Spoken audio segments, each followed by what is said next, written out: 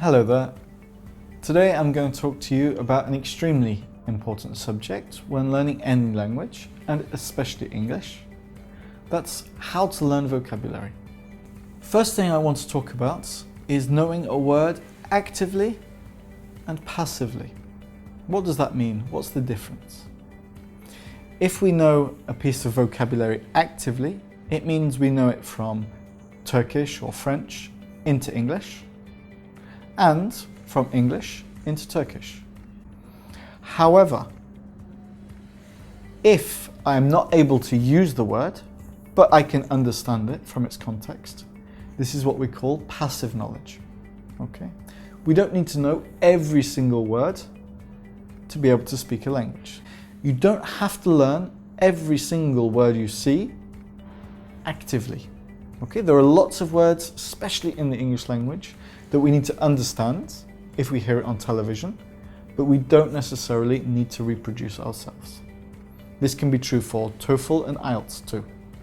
Sometimes we learn a word passively, and then because we use it so much, or we hear it so much, it becomes part of our active vocabulary. It can take time, and more time you spend practicing English, the more your vocab will become active.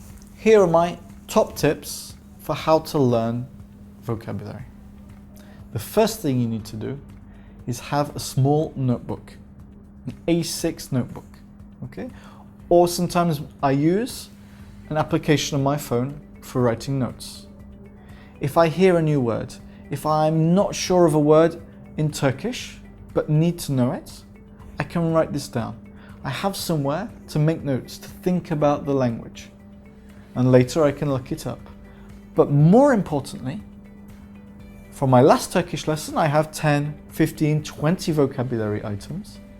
Next time I'm on the metro, next time I'm waiting for a student, next time that I have 10 minutes to spare because my Turkish friend is always late, I can read through this vocabulary, I can test myself, I can refresh my memory. Okay? It's not the only way to learn vocabulary, you need to do some more, but it's a good way not to waste your time. Another method is overexposure. What does overexposure mean? It means you hear the word too much. So you hear it so much, you can't ignore the word anymore.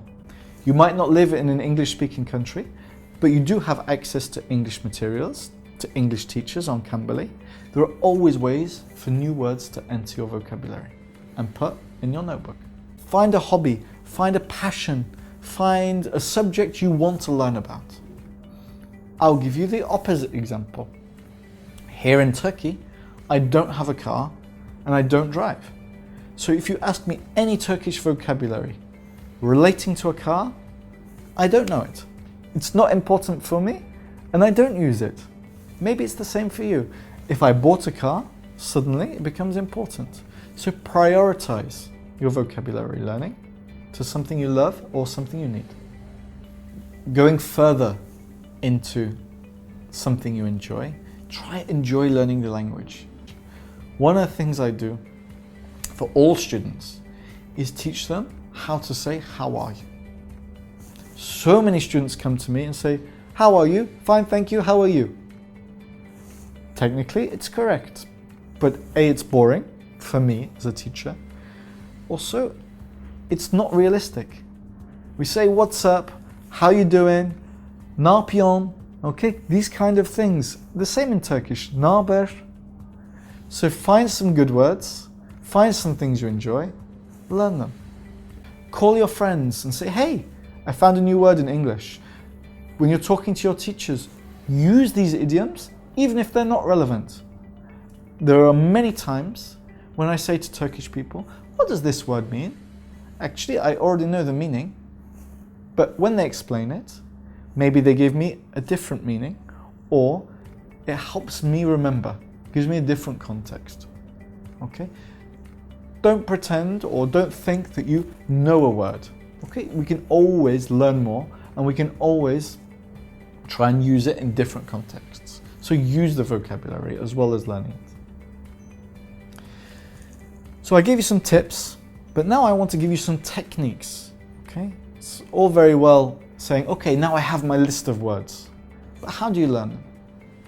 One thing I do in the beginning And this is very good for words with direct translations, numbers, colors, okay? The next method is the association method. What does that mean? That means while I see a word, okay, doesn't matter what the word is, it has no context, it has no meaning in a foreign language. So we need to give it some meaning. We need to give it our brain a way to remember this word. There are a few ways to do this. The first thing we can do is ask, what kind of word is this? Is it a noun? Is it a verb? Is it an adjective? And every time we think of a noun, we should imagine this word in a specific place. Let me give you an example. At home, for adjectives. Okay, so welcoming. And we think, yeah, welcoming home. Blue. Think of something in your house that is blue. And suddenly you associate, you have a picture of your house and you know it's an adjective. It's just helping you learn. Why? Because in English we have thousands of words. And if you really want to be fluent, if you want to do TOEFL, IELTS, if you want to speak like a native speaker, you need a large vocabulary. So we need to find methods. Finally, the last thing we can do is to break up words. I'll give you an example from French. The French word for kirpi, hedgehog, is hérisson. So when I was a young man trying to learn French, I split the word into two. Hairy, son in English, which helped me remember hérisson for hedgehog. So now every time I hear hérisson, I see the picture of a hairy son, a hairy boy, and it helps me remember. Actually, in the beginning, this is useful, and later it will become part of your vocabulary. You will forget these associations. Today, we discussed a lot of ways, a lot of tips and methods on how to learn vocabulary. I hope you enjoyed some of them. I hope you're able to use them. And also, bear in mind, when you learn vocabulary, it's an active task. It's something that you're trying to do. By listening to podcasts, by watching YouTube videos, you may hear new words, but you aren't necessarily learning them. How many of you paused this video and tried to learn new words from me? How many of you wrote down any words you didn't know? I'm guessing not many, and that's fine. Okay, this video is about teaching you techniques. But why not kill two birds with one stone? Why not do both of these things? If you're watching an educational video, write down new words and add them to your list.